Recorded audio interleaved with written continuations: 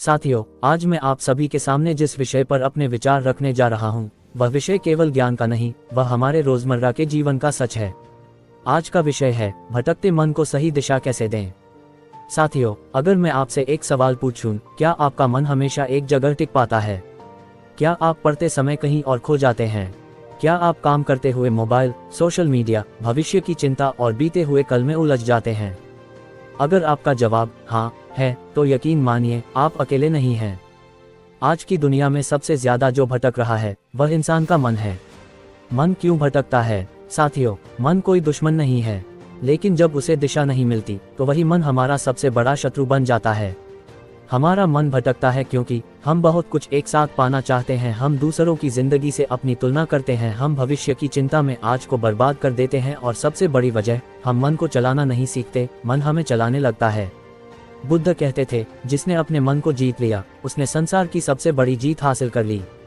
मन और बंदर की कहानी। साथियों, मन को अक्सर बंदर कहा गया है, क्योंकि बंदर की तरह यह एक डाल से दूसरी डाल पर कूदता रहता है। आज यहाँ, कल वहाँ, अभी कुछ और, अगले पल कुछ और।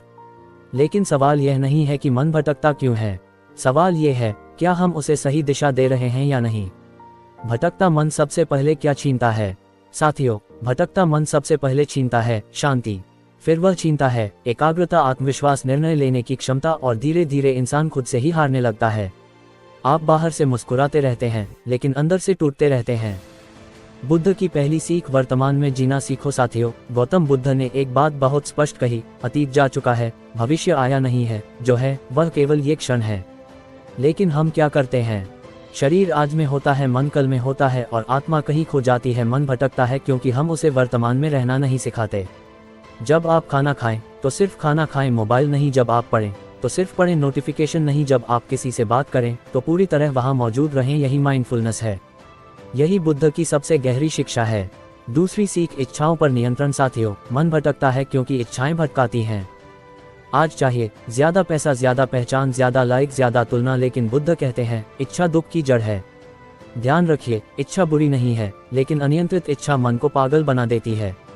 कम चाहो, लेकिन गहराई से चाहो, जो है उसमें संतोष सीखो।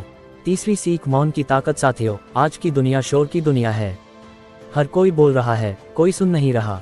मन भटकता है क्योंकि उसे कभी मौन नहीं मिलता। बुद्ध का मौन कोई कमजोरी नहीं था, वह उनकी सबसे बड़ी शक्ति थी। दिन में कुछ समय खामोशी के लिए निकालिए, बिना मोबाइल, बिना शोर, बिना शिकायत। जब आप चुप होते हैं, तभी मन बोलना बंद करता है।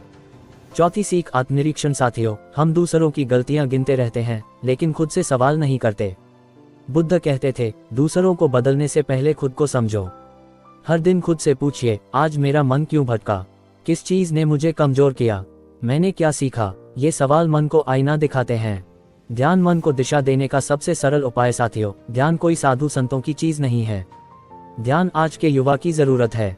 ध्यान का मतलब आंख बंद करके बैठना नहीं, बल्कि मन को वापस लाना। जब भी मन भटके, उसे डांटो मत, बस वापस लाओ। यही अभ्यास मन को अनुशासित बनाता है।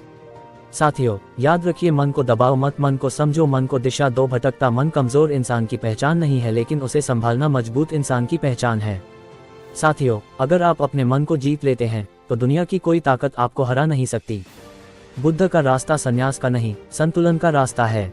आज से ये संकल्प लीजिए, मैं अपने मन का मालिक बनूंगा, मन मेरा मालिक नहीं होगा, क्योंकि जिस दिन मन शांत हो गया, उस दिन जीवन सही दिशा में चल पड़ा। धन्यवाद।